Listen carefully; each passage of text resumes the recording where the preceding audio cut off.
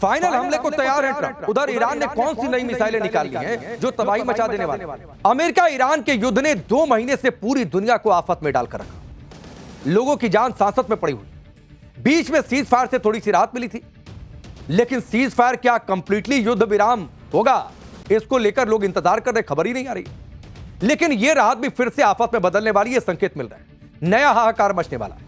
क्योंकि Iran America का युद्ध, ऐसे संकेत मिल रहे हैं कि फिर से भड़क सकता है, और अब की भड़का तो बहुत बवाल मचेगा। आप देखिए कि एक तरफ ट्रंप आर पार के मूड में आ चुके हैं। अमेरिका ईरान पर अब तक के सबसे बड़े हमले की तैयारी में जुट गया है। बड़े हथियार निकाले जा रहे हैं।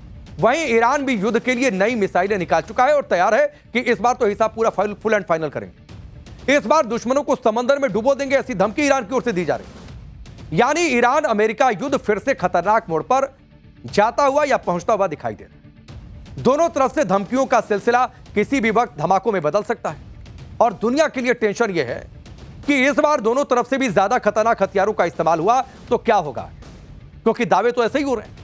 उस पर स्ट्रेट ऑफ हॉर्मुज पर अमेरिकी नाकेबंदी से कच्चे तेल की कीमतें रॉकेट बन गई। ऐतिहासिक वृद्धि होती जा रही है, बढ़ोतरी होती जा रही है। पूरी दुनिया में महंगाई के बम फूट रहे हैं।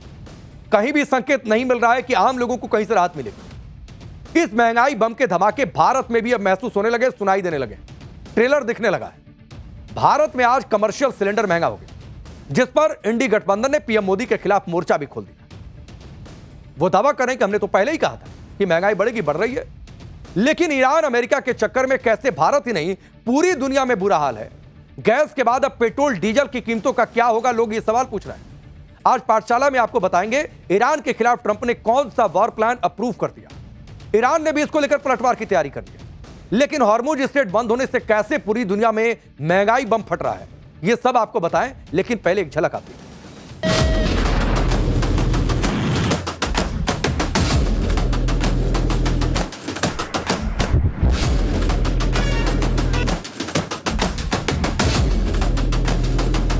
सिलेंडर के बढ़ने से, गैस की कीमत बढ़ने से केवल सिलेंडर महंगा नहीं होता, खाना पीना, रोटी, कारोबार और महंगाई बढ़ना शुरू हो जाती है।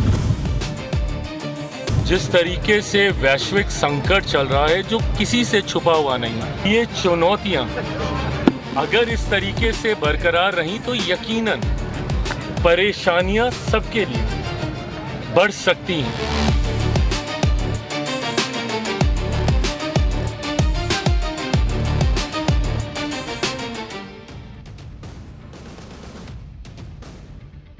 जिस तरह पिछले कुछ दिनों से अमेरिका और ईरान के बीच बातचीत में डेडलॉक बनता दिखाई दे रहा है, यानी बातचीत कब होगी, बातचीत सफल होगी, नहीं होगी, नतीजा क्या निकलेगा, कोई नहीं जानता है। इसके बाद ट्रंप ने अपने तेवर तीखे कर लिए और चर्चा यह तेज हो गई है कि अमेरिका ने ईरान पर फिर से हमले की प्लानिंग शुरू कर दी। अमेरिकी न्यूज वेबसाइट एक्सियोस के मुताबिक इसे लेकर अमेरिकी सेंट्रल कमांड राष्ट्रपति ट्रंप को ईरान के खिलाफ हमले के 3 विकल्प दे चुका है। 3 ऑप्शन दिए गए कि अप्रूव करिए किस प्लान के तहत आगे बढ़ना। हालांकि हमले के इन ऑप्शंस पर आखिरी फैसला ट्रंप लेंगे, और अभी आखिरी फैसला उन्होंने लिया नहीं। सूत्र बता रहे हैं कि अमेरिकी सेंट्रल कमांड ने ट्रंप के सामने ईरान पर हमले के जो विकल्प रखे हैं, उनमें पहला विकल्प है ईरान के इंफ्रास्ट्रक्चर पर हमला करना। ट्रंप पहले भी डील नहीं होने पर ईरान के सिविलियन इंफ्रास्ट्रक्चर को टारगेट करने की धमकी दे चुके हैं कि कुछ छोड़ेंगे नहीं, स्टोन एज में पहुंचा देंगे। दूसरा विकल्प दिया गया है स्ट्रेट ऑफ हॉर्मुज के एक हिस्से पर कब्जा कर उसे कमर्शियल जहाजों के लिए फिर से खोल देना। हालांकि इसके लिए ट्रंप को अमेरिकी आर्मी को भी युद्ध में शामिल करना पड़ेगा। और तीसरा विकल्प जो दिया गया है कि ईरान के एनरिच्ड यूरेनियम के भंडार को हासिल करने के लिए ईरान में घुसिए, स्पेशल फोर्सेस का ग्राउंड ऑपरेशन शुरू कर दीजिए। क्योंकि ट्रंप ईरान के परमाणु कार्यक्रम को ही युद्ध की सबसे बड़ी वजह बता रहे हैं, तो इस प्लान में कहा गया उस सबसे बड़ी वजह पर ही सीधे अटैक करिए और ग्राउंड ऑपरेशन शुरू करिए। अब यह भी ट्रंप ने ईरान पर फिर से हमले के लिए किस तरह की पैंतरेबाजी शुरू कर दी है, इसके बारे में भी चर्चा हुई। दरअसल ईरान के खिलाफ युद्ध शुरू हुए 60 दिन से ज्यादा हो गए। ऐसे में साल 1973 में अमेरिकी कांग्रेस से एक कानून पास हुआ था। इस कानून के मुताबिक राष्ट्रपति को युद्ध छिड़ने के 60 दिनों के अंदर कांग्रेस की मंजूरी लेनी पड़ी। ऐसा नहीं कि अनलिमिटेड टाइम तक युद्ध लड़ते रहिए, मंजूरी लेनी पड़ेगी। ट्रंप के लिए आज अमेरिकी कांग्रेस वाली यह डेडलाइन खत्म हो रही। ऐसे में ट्रंप अब ईरान युद्ध को लेकर नया नैरेटिव फैलाने में जुट गए। ट्रंप ने अब ईरान के खिलाफ युद्ध को उसे डील के लिए घुटने टेकने पर मजबूर करने वाला मिलिट्री ऑपरेशन कहना शुरू कर दिया। वो कह रहे युद्ध थोड़ी नहीं लड़ रहे थे, ये तो ऑपरेशन था, स्पेशल मिलिट्री ऑपरेशन था। ताकि इसके लिए अमेरिकी कांग्रेस से मंजूरी लेने का झंझट ही खत्म हो जाए। ना युद्ध लड़ रहे थे, ना मंजूरी लेनी पड़ेगी। तो ट्रंप युद्ध नहीं लड़ रहे, मिलिट्री ऑपरेशन कर रहे। अब यह भी देखिए, ईरान पर फिर से हमले की अमेरिका की तैयारी किस लेवल की है। अमेरिकी सेना ने इस बार ईरान पर हमले के लिए अपना सबसे खतरनाक हथियार खाड़ी देशों में तैनात करने की रिक्वेस्ट की। यह अमेरिका का वो हथियार है जिससे रूस और चीन के एडवांस्ड एयर डिफेंस सिस्टम को काउंटर करने के लिए तैयार किया गया। प्रलय का दूसरा नाम माने जाने वाला यह हथियार है अमेरिका की सबसे एडवांस और modern dark eagle long range hypersonic missile system. अमेरिकी सेना ने इसका इस्तेमाल ईरान के बैलिस्टिक मिसाइल लॉन्चर्स को तबाह करने का प्लान तैयार किया हुआ। डार्क ईगल हाइपरसोनिक मिसाइल आवाज की रफ्तार से 5 गुना ज्यादा तेज गति से उड़ान भरता है। इसकी रफ्तार होती है 6000 किलोमीटर प्रति घंटे से भी ज्यादा। इस मिसाइल की रेंज है करीब 3000 किलोमीटर। इसकी सबसे बड़ी खासियत यह है कि यह मिसाइल एक ग्लाइड बॉडी ले जाती है जो जरूरत पड़ने पर हवा में अनप्रेडिक्टेबल तरीके से किसी भी दिशा में घूम सकती है। तेज रफ्तार होने की वजह से दुश्मन के रडार सिस्टम को जाहिर सी बात है चकमा दे देगी। इसके अटैक की भनक रडार सिस्टम को नहीं लगेगी। इससे अमेरिकी सेना के लिए दुश्मन की अंडरग्राउंड फैसिलिटीज, गहराई में बने बंकर और चलते फिरते मोबाइल मिसाइल लॉन्चर्स पर सटीक निशाना लगाने के लिए तैयार किया गया। लगता है कि डार्क ईगल जैसे हथियारों के दम पर ही ट्रंप डील नहीं होने पर ईरान में जो कुछ बचा है उसे जल्दी खत्म करने का अल्टीमेटम दे रहे हैं। स्टेट ऑफ हॉर्मुज में इस डेडलॉक की मार पूरी दुनिया पर पड़ रही है, क्योंकि ना युद्ध समाप्त हो रहा है, ना स्टेट ऑफ हॉर्मुज खुल रहा है। हर गुजरते दिन के साथ ग्लोबल एनर्जी का संकट बढ़ता जा रहा है, क्योंकि इसकी वजह से कच्चे तेल की कीमतें रॉकेट हो गई। आप देखिए, जून की डिलीवरी के लिए ब्रेंट क्रूड ऑयल की कीमतों में 7% तक का उछाल आ गया। एक बैरल ब्रेंट क्रूड ऑयल की कीमत पहुंच गई है $126। यह ब्रेंट क्रूड ऑयल की कीमतों में साल 2022 में छिड़े रशिया यूक्रेन वॉर के बाद से अभी तक का सबसे बड़ा उछाल है। आप अंदाजा लगाइए स्थिति कितनी भीषण है। कच्चे तेल की कीमतों में उछाल आया तो इससे भारत भी अछूता नहीं है। हालांकि सरकार ने अभी तक इसकी मार से आम जनता को बचा कर रखा है।